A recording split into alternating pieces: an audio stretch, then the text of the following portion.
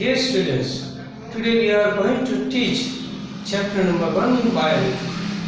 The title of the chapter is Reproduction in Organism. So there are two words in it. First of all, organism. Organism in other words can be related to living beings. So now there is a problem to give the definition of the living beings because scientists haven't still given the exact definition of living beings. So the definition, in order to understand the definition of living beings, we have to go through the biological function. We breathe, that is the respiration, movement, reproduction. All these are the biological functions which each and every living beings have been doing. Now, see, biological function is there, then there will be the liveliness.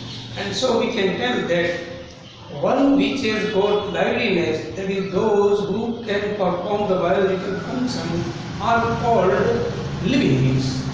Okay. Now, see, if we have a look towards the living beings, then three main stages are found. One of them is birth, the other is death, but in between them growth and development has been taken place. So birth, growth and development, and death, these are the three main stages of living beings. Now one has to take birth, then after growth and development, and at last death. What is death? The scientists cannot give the definition of death. It is a mysterious phenomenon. So now let it be there. But it is certain that one who takes birth should have to die sooner or later. So death is inevitable, or death is certain for all the living beings. But there is an exception.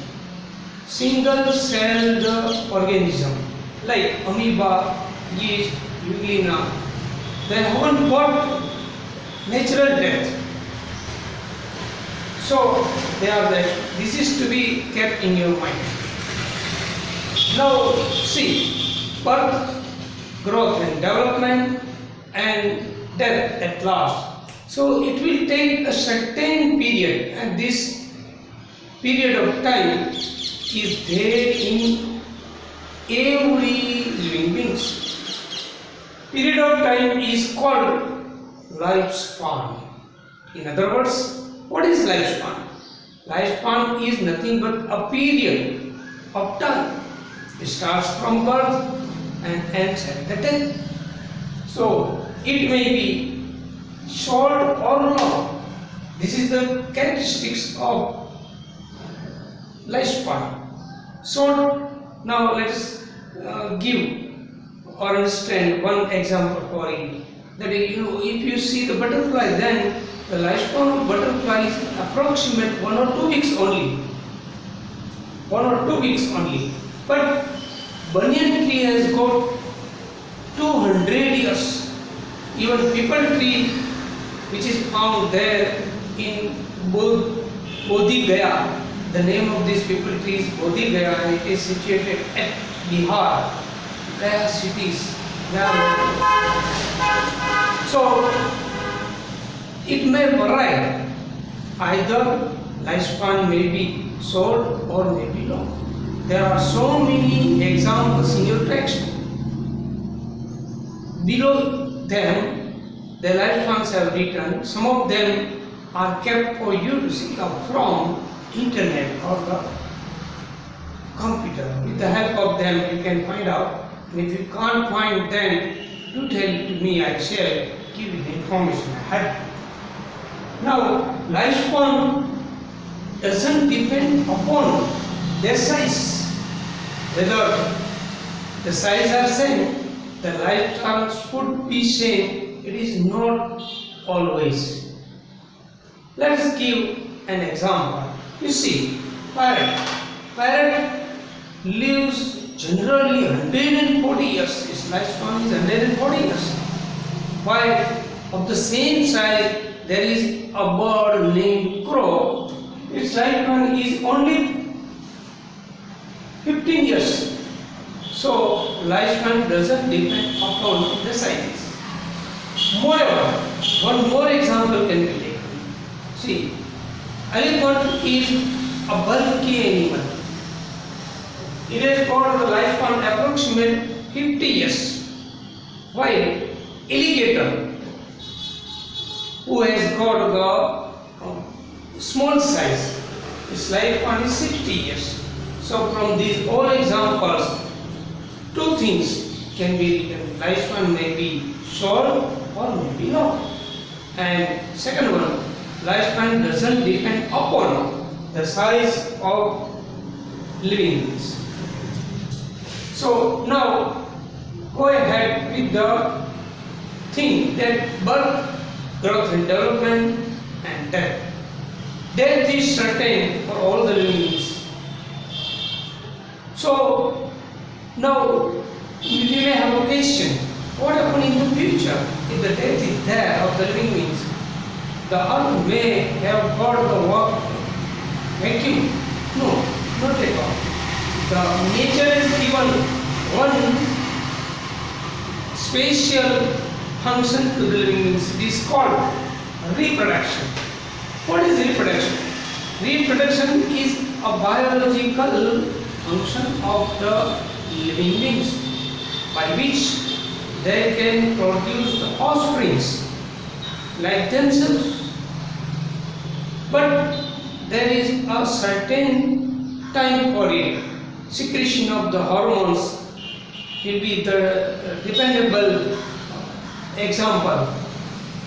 If the secretion of the hormones taken place in time, then one can produce the living beings or the offsprings like himself or himself.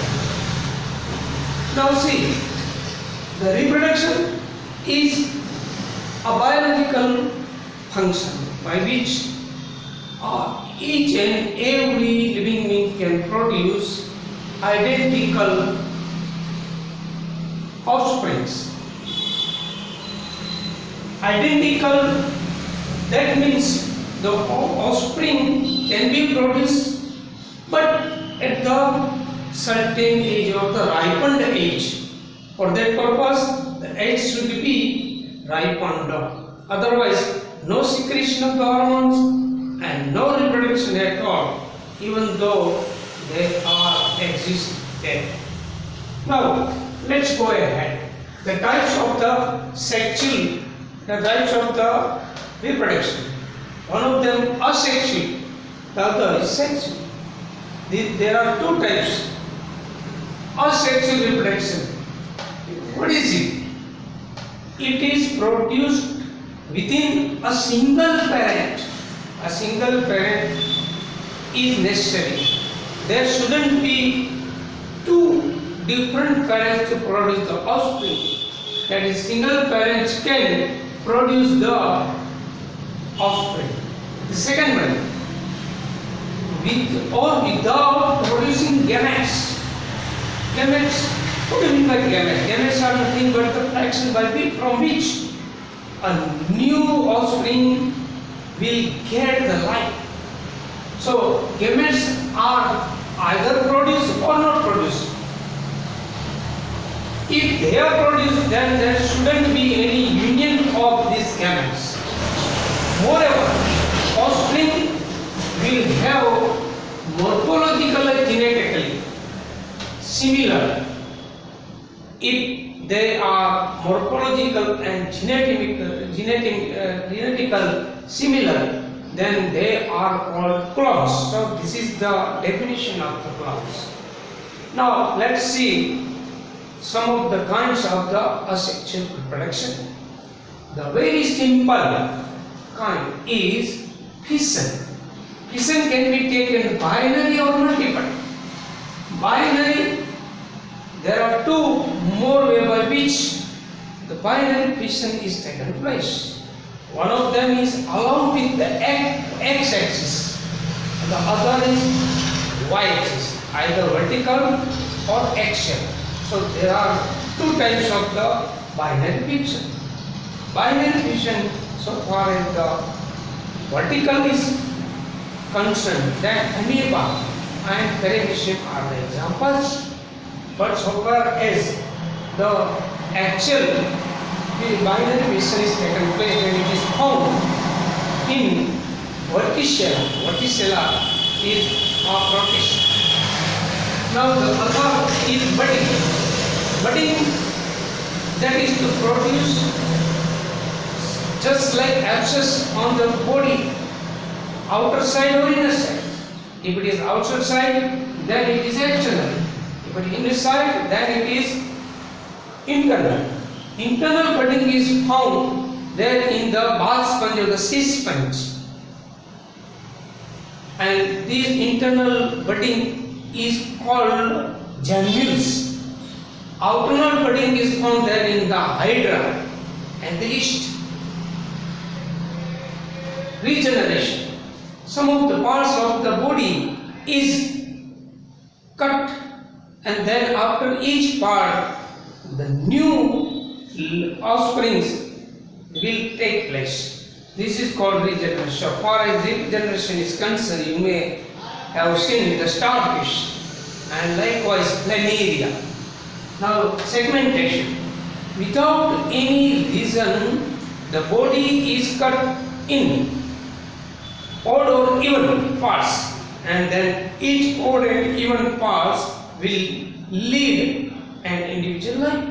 So this is called segmentation. It is almost found there in the algae like Spirocarera. Now vegetative propagation.